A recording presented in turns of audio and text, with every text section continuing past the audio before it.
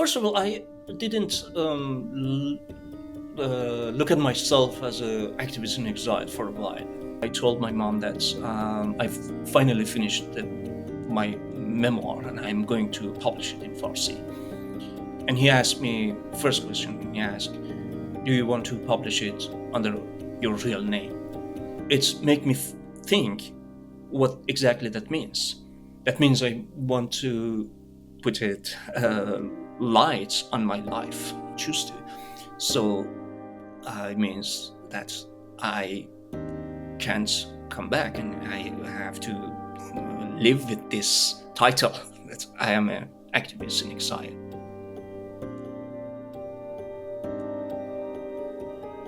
My name is Farmand. I'm a children's rights activist, educator, a storyteller, and founder and president of Children of Imprisoned Parents International, a non-profit organization, and also a board member of International Coalition for Children with Incarcerated Parents, and a member of the Global Prison Nursery Network. I born in 1976 into a political activist family. 3 years in Iran, 3 years before the revolution. And while I was 5 to 6, the age of 6 to 11, my mother was in prison all the time. My grandmother was incarcerated and held in prison for 3 years. I lost 2 of my uncles and also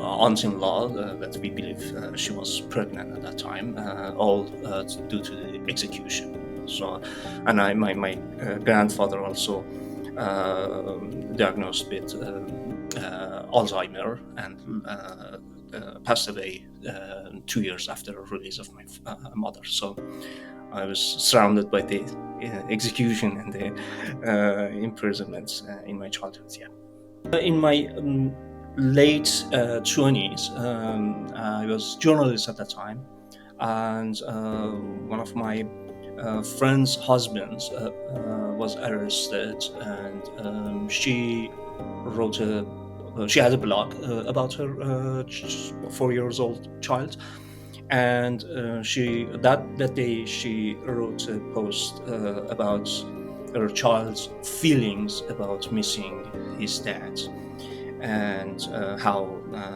he reacted to the incarceration.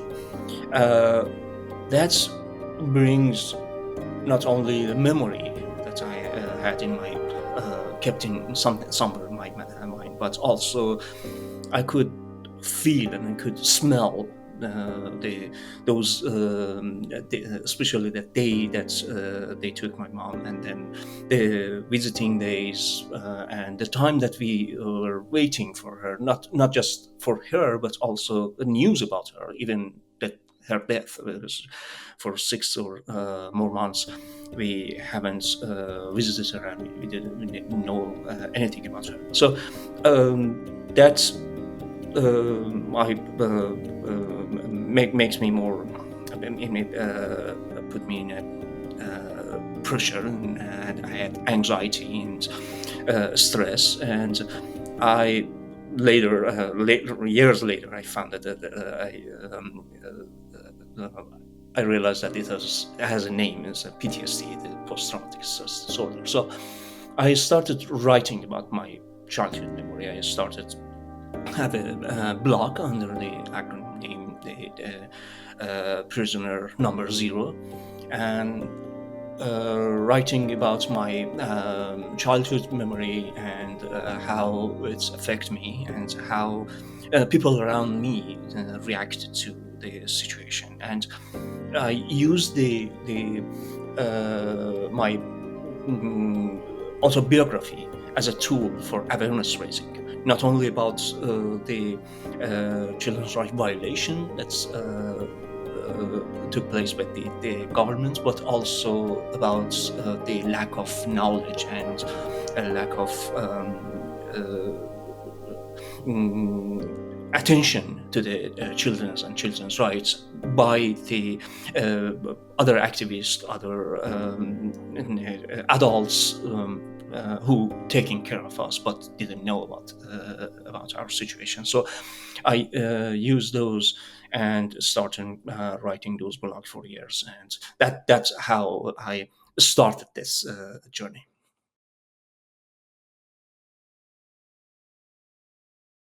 I didn't look at myself as an activist in exile for a while. I I thought I'm just living outside of the country, but I am just have a freedom to speak and to talk, but not having difficulties to go back. And it's I don't want to at that time. I did not only focus on children with incarcerated parents. I also write uh, articles and interviews about the different form of children's rights violations, and more focus on how community can support, how the parents or neighbors can help. So I work on that for a while, and also working on my book. And it was 2015. I told my mom that I finally finished my memoir and I'm going to publish it in Farsi. And he asked me, first question he asked, do you want to publish it under your real name? But suddenly I told her, yes, of course. But it's make me think what exactly that means. That means I want to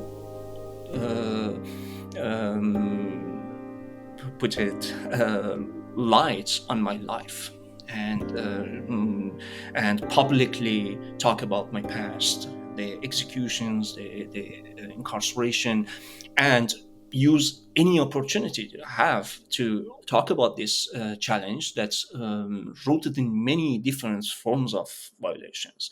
And I later on I found that the link between the discrimination, the poverty, and many other challenge that people in society have links to the incarceration and parental incarceration. So I have to talk about all these in public. I want to, I choose to.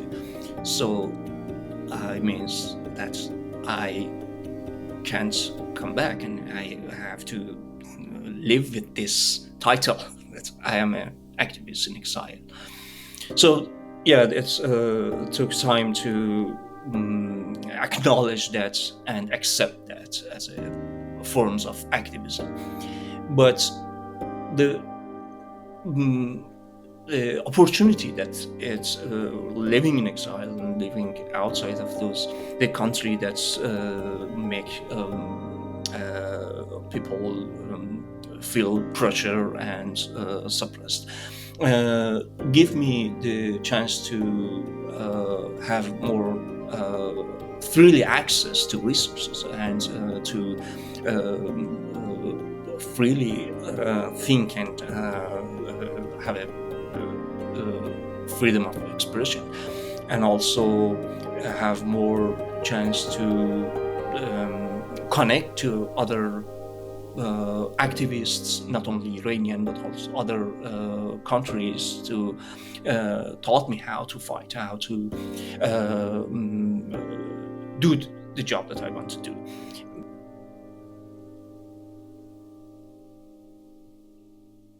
The way that I created the organization and I built the networks and create the resources that I did in these years, it was, for me, it was the opportunity that living in exile gave me. So that was the main things that I took, and I tried to use it as much as I could. And years later, I created the educational tools for Iranian adult about the parental incarceration, about the children's rights. So I learned something, and I want to teach it to other people who may not have this accessibility. So I try to use this opportunity, but I see that I can't work in the field. I can't work directly and freely with people who I want to serve for many years, and I still have limitation for that. But for many years, I didn't even talk to anyone because I didn't want to put them on danger. I didn't want to put them at risk. I didn't have resources to protect them for any damage that may cause them because of having relationship with the people not only in the outside of Iran but in the US, with the big enemy of the country. So this challenge limits my work that I wanted to do, but I tried to do as much as I could. 2-3 years after I prepared the first online materials, the person came to me and directly sent me a message and told me that I was a guard in one prison 2 years ago, and I printed the guideline that you published and attached it to the board of the prison, and the prisoners used them, and thanks me and the prison the head of the prison. So I thought that's what I was expected. I wanted. I didn't expect it, but I wanted. So I kept doing that, even I didn't know who accessed those information, who used those information because of the lack of connection that we had. On the other side, working independent and sustainable was hard. Getting fund and financial support from individuals, from some who can invest on some sort of social activism was hard because of this situation that we have in Iran. People don't want to risk their life. They don't want to risk their assets. So they getting those financial support, it was challenging. On the other side, you can see the challenge after attack on foreign aid by the Trump's administration. You can see how vulnerable those jobs are. You be dependent on the government's funds, and then suddenly they shut you down. So I didn't. I have a few grants, but not much that make my organization big. But I thought being independent more important for me.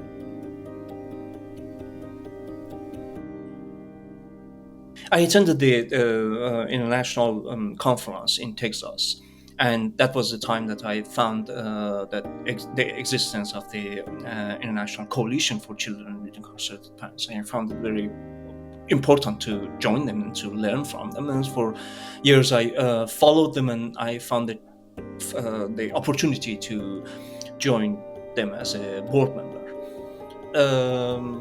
Just following them taught me a lot, because I, through my research and through my studying the situation of parental incarceration, I found more similarity than the difference. I found that people who have parents in prison in the US, and later on I learned something about Canada and Europe,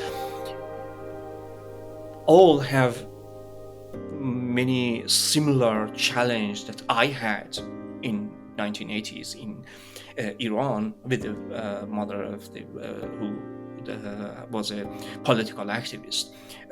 But Of course, yeah, there are some cultural difference. There are some sort of, but mostly are about the resources that we have or not. So I focus on those similarities to learn more and about the tools that they build, the way that they work on their journey, and also the lens that they choose to look at this challenge. And I try to train myself more on children's rights, the Convention on Children's Rights, and to took some courses, online courses, to learn more and more about the activism, social justice, and right of children, and the effect of parental incarceration. And then joining the board helped me to see how uh, uh, we can learn from each other while working in different situation and challenges, uh,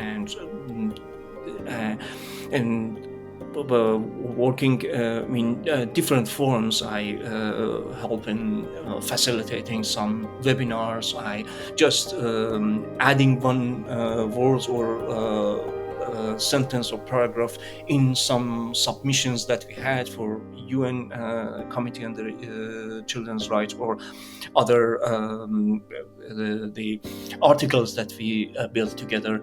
Helped me to think more deeply about the challenge that we have, and they may not, and the similar challenge that we have, but the way that I can look to these issues. So this, especially this group that train themselves to work with international perspective, helped me to develop my skills in working in this challenge.